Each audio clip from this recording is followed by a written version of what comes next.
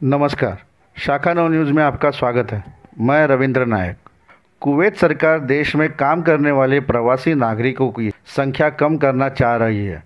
इसके लिए एक कानून का मसौदा तैयार किया गया है।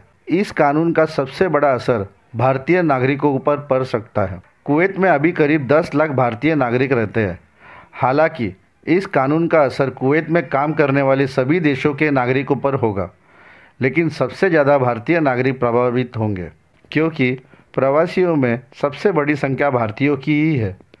अगर यह कानून पारित हो गया तो संभावना है कि कम से कम 7 से 8 लाख प्रवासी भारतीयों को देश छोड़ना पड़ सकता है। कुवैत की समस्या ये है कि देश की कुल आबादी में 70% प्रवासी है। धीरे धीरे बड़ी संख्या में प्रवासियों को अपनी तरफ आकर्षित करते करते कुवैत एक प्रवासी बहुल देश बन गया है। देश की कुल 48 लाख आबादी में सिर्फ 30% कुवैती है और 70% प्रवासी है। लेकिन आर्थिक चुनौतियों की वजह से अब वहां प्रवासी विरोधी भावनाएं गहरा रही है, जिसकी वजह से सरकार को इस समस्या पर ध्यान देना पड़ा।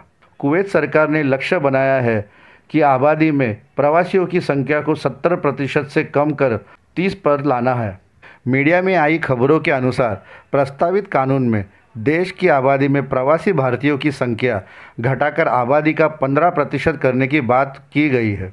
अगर यह कानून लागू हो गया तो सिर्फ 2 से 3 लाख प्रवासी भारतीयों को ही कुवैत में रहने की अनुमति मिल पाएगी और कम से कम 7 से 8 लाख भारतीयों को कुवैत छोड़ना पड़ेगा।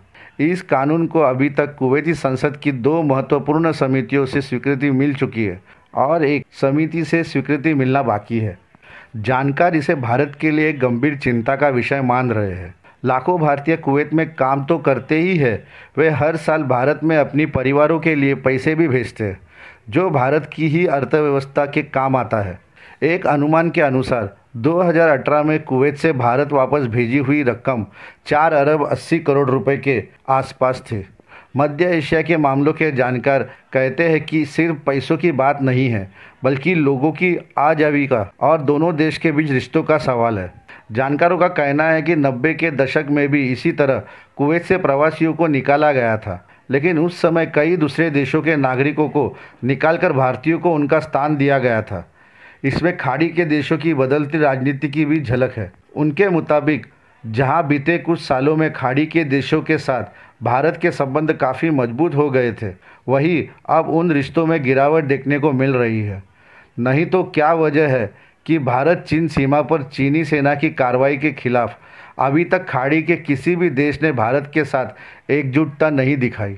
जानकारों का मानना है कि अभी भी अगर भारत कूटनीतिक स्तर पर कुवैत सरकार से बात करे तो लाखों भारतीयों पर आने वाला संकट टल सकता है, लेकिन भारत सरकार ने इस विषय पर अभी तक कोई आधिकारिक बयान नहीं दिया है।